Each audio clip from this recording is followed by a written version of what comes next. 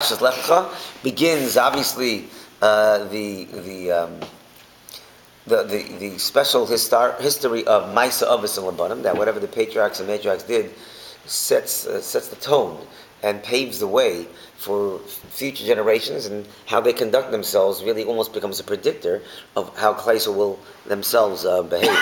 Interesting that one of the first such experiences or exposures is, and that's where Ramban introduces us to this concept called Maisel Zabanim, is when Avram goes down. Hashem tells Avram to go to Eretz Yisrael, Lech Lecha go to Eretz Yisrael, right? And then there's a famine of land, and Avram picks himself up and goes to Mitzrayim. So the question obviously is, so the Ramban actually says that was a chet, that was a big mistake on Avram's part. Hashem told Avram to go down to go to Eretz Yisrael. So why is he picking himself up and going to Mitzrayim because of the famine? Rashi disagrees. Rashi says straight out, this was a nisayon, it was a test. Would Avram complain? He say, you slept me out of my family, you told me to go to Israel, so they gave it to the famine, what's going on? But he didn't complain. So according to Rashi, it was a test, and Avram actually passed the test. It was a good thing that he did, right? Ramban says just the opposite. Ramban said it was a chet, it was a total sin, it was a mistake on Avram's part to go down to Mitzrayim. Hashem told him to go to Israel. What's going on in Mitzrayim? So let's just analyze for a second. I mean, what was going through Avram's mind? If Hashem told him to go to Eretz Yisrael, how did he have the right to just pack out and go to Mitzrayim? So there are a couple answers. First of all, it says he went down Logur. It was a temporary position. You know, like if you have a mitzvah to sit in the sukkah, right? But if you step out for a moment with the idea of coming right back into the sukkah, you don't make another bracha. It's still considered right, like you never left. It's called daito lachzor. You have that same concept if you're living in Eretz Yisrael and you step out to chutz la'aretz with the intention of coming back, right? You don't change the fact that you keep one day yontiv, etc., etc. So here also, Avram never intended to really leave Eretz Yisrael. So his going down to Mitzrayim temporarily is not considered to be a violation, if you will, of not living in Eretz Yisrael. It's a temporary moving out, which doesn't even change the status of his citizenship, so to speak, or his residence, so to speak. That's one idea. Number two is, Avram could have felt that he himself personally should have been able to withstand the challenge of a famine. If Hashem told him to go down to Mitzrayim, to Eretz Yisrael, he has to stay in Eretz Yisrael. But Avram felt he could not hoist that nisayon on the rest of the family, the rest of his entourage. Even though Hashem told him personally to go to Yisrael, and now he has his whole entourage coming with him, he may have had the responsibility of sticking it out in the famine if Hashem told him to go to Yisrael. But he felt compelled to go because he had to take care of everybody else, and he didn't feel it was appropriate for them. You know, you have this concept, it's an interesting concept. We know Hishtadlus, the idea of making efforts, really runs the gamut of, you know, how much you're supposed to rely on Hashem and how much effort you're supposed to make. And every person has to make their own really self-assessment on where they stand with Hashem. There's a famous story with I think it was the Chavetz Chaim. The Chavetz Chaim was traveling by train with a student during the war years, and it was fast approaching Shabbos. And the Chavetz Chaim told the student, you have to stay on this train. Even if it's Shabbos, it's sakanas nefashos, it's dangerous you get off the train. You must stay on the train. The fact that it's Shabbos doesn't make a difference. Stay on the train. He said, I have to get off. Meaning the Chavetz Chaim understood that on his level, a greater demand of bitachon was expected of him. He was closer to HaKadosh Baruch Hu. HaKadosh Baruch Hu expected more from him, and therefore he had to get off the train. But he also at the same time felt that the student had to stay on the train. So the level of Ishtadlus really runs the gamut, depends on our relation with HaKadosh Baruch Hu. So Avram himself perhaps could have stayed and should have stayed in Eretz Yisrael, but he felt he had no right to do that, just like the Chavetz Chaim told him to stay on the train. Avram felt compelled to take care of those outside of Eretz Yisrael. But how do you understand? So this is a machlokes between Rashi and Ramban that goes mikutz lekutz. It's from one extreme to the next. Not only machlokes, has views that are not so divergent. Here, either it was a test that he passed, or it was a chet gedola, the Ramban calls it, a huge sin. Those are really opposite ends. And some explain that they both are true. You see, Avram, as well as the rest of the Avos, and we'll explain this in a few moments, they operate on two levels. Each one of the Avos was a private citizen. The Torah doesn't always, when we say Avram had 10 tests, and this might have been the first of 10 tests, clearly Avram had more than 10 tests. Everyone else has 100 tests every single day. Our patience is tested, right? What we're going to say, Lashon Hara, and a temptation is there. We have tests ongoing every day, 100 times a day. So to say that Avram had 10 tests in his life, What does that mean? No, it means, of course, Avram had hundreds of tests as a private citizen, which the Torah doesn't record. But the tests that had ramification for all of Klal Yisrael, because it was going to change the way Klal Yisrael was built, those were 10 major tests.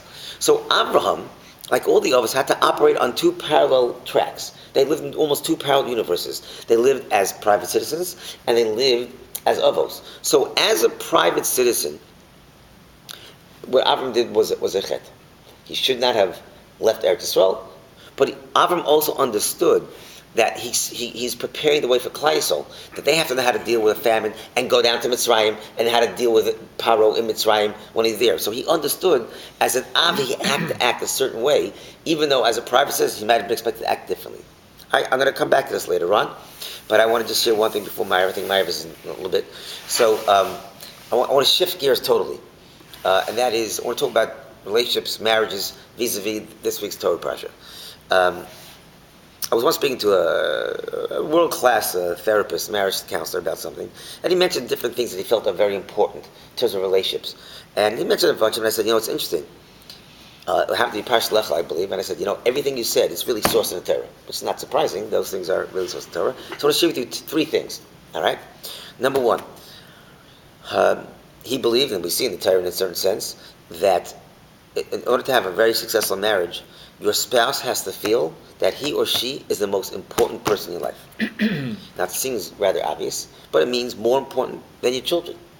It means more important than whoever else you might think is important. Certainly more important than your career, and you have to convey that to your spouse, so that, let's say you decide, once a week you spend an hour together, you go out, you talk. That time should be holy time. If you say, honey, I can't do that this week because I have my friends this or that, what you're saying is you're really less important.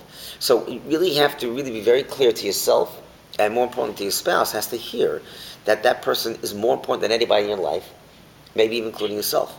And in a certain sense, we find that the Talmud says that every person, every spouse, husband, certainly is required to honor his wife more than himself. You have to show that she is more important, and you have to honor more than yourself.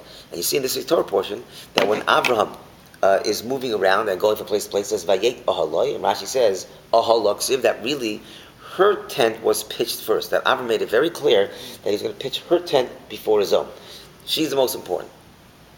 Parenthetically, this is not in terms of relationships, but parenthetically, there's another explanation maybe as well for why he pitched her tent first. We know that in these tents, Avram and Sarah went to work. They worked on really inspiring people to become connected to God, right? They were the first kiruv. It's interesting, in the early 60s, I believe it was. I think it was in Far Rockaway, where they were a fledgling community, and they just barely had a shul, and now they were going to build a school. And now it became a dilemma: should they build a boys' school or a girls' school? Which one first? And I believe, if I remember the story correctly, they went to Ram Kotler Zatzal, who said, build a girls' school first. Because if you don't have kosher women, if you don't have women that are really strong in the Yiddishkeit, it makes no difference how strong the men are, the families are going kaput. The women are the ones that really ultimately set the tone of the home and the Yiddishkeit for the family. So here also you see that Avram first pitches her tent, because she's the one reaching out to women, and he recognized the way, and in that same way as well, that without the strong women in our lives, that the men will drift anyway. So that's one thing about relationships. She comes first. Second thing, and that is that it's very important that when we'll always have issues, there will always be difference of opinions in a marriage, and that's a healthy thing if you're able to use that to arrive at a place that considers both options and either compromise or comes to a better place.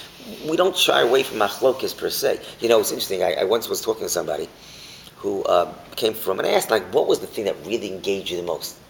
He said, Gemara. I said, well, really? Gemara? Usually, I don't hear that so often. He goes, I said, what do you like about Gemara so much? He goes, the machlokes, the arguments. Now, he didn't mean because he enjoyed, many of us like arguments. It's kind of like a sport, just like when you're driving on the highway and everyone has got a rubberneck and see the accent. Everyone loves a good fight. That's not what he meant. He was enthralled by the idea that people are so passionate and argue about something. He loved the fact that the argument was important.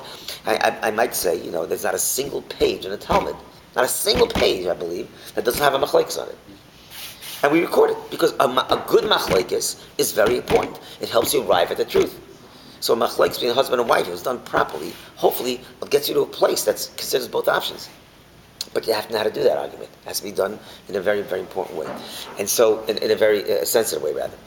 And what happens often is, in a marriage, if one of the spouses is a more of a strong personality than the other, if you don't resolve the issue, then what happens is usually the strong personality imposes his will or her will, and that's what ends up the decision by default. And the other person who's more passive goes along, but there's a resentment that's building up inside, and eventually it's going to come out. So it's very important when there are differences of opinions to get them resolved, and don't sweep them under the rug and just it gets resolved because of the stronger opinion, so to speak, because ultimately that's not a healthy thing to do. It has to be resolved, and you have to go to a third party. If you can't resolve something, you go to a third party. What Avram and Sarah had a dispute. This is Prasha, right? They had a dispute about Hagar, later on about Ishmael, right? First about Hagar, right? So what does Sarah say when she felt that Avram was handling it not right? She said, "Yishpot Hashem beini beinecha." Let Hashem judge between me and you. We take it for granted, but it's a very simple and a beautiful thing that in a firm marriage. So it's not what I want versus what you want, which creates a clash where sometimes you can't resolve. It's really, the question has to be asked, what does Hashem want from both of us? What does the Torah want from both of us? So you have this third-party arbitrator built into your marriage. The Yishpat Hashem Beini Beinecha really exists in every Jewish marriage when you both ascribe to the same values. So it's not what I want versus you want. That's not the issue. It's really what Hashem wants from us. If you're able to, present the question that way to yourselves, it takes a lot of the personal, agenda out of it, and the ego out of it, and you're both reading off the same sheet of music. So that's what Sarah said. Yishpat Hashem beini beinecha. That's important. We have to realize in our marriages too that we do have this built-in arbitrator called the Torah, and if we can't figure it out, we have to go to somebody to help us figure it out. But that's a very important piece. Did that issue come up with regard to Ishmael and what to do about him? I'm sure there was there's no Is this in the Torah or is this a the first thing we're talking about Hagar now. The first thing we're talking about isn't Hagar. It happens with Ishmael later as well. First with Hagar. We're talking about Hagar. Yeah, and then Ishmael as well. All right, absolutely. The third thing is in that same conversation. It's also important. Often, sometimes we get into this thing where your spouse, it seems to you, has this unreasonable request, and you feel that logically it makes no sense. So you try as best you can to logically show that this person it's wrong, and you try it, and you do it, and it doesn't work. Let's say your spouse says to you, let's say your spouse says, you know what, I'm really uncomfortable when you hang out with these people, because one of them had to be somebody maybe you dated many years ago. I know there's nothing going on between you now, but it makes me feel uncomfortable. And you say, listen, it doesn't make any sense. That person's married already. I really care about that person doesn't care about me. And we never hang out together individually. We hang out a group of 20 people. It doesn't make any sense. And you try, as best you can to make the logic out of it. It doesn't make a difference.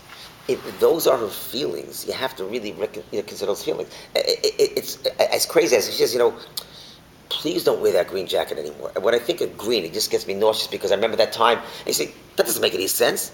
And you want to send her to therapy, right? To go work out the problem. That's not the point. It's not about logic. It's about being sensitive and accepting that person's feelings.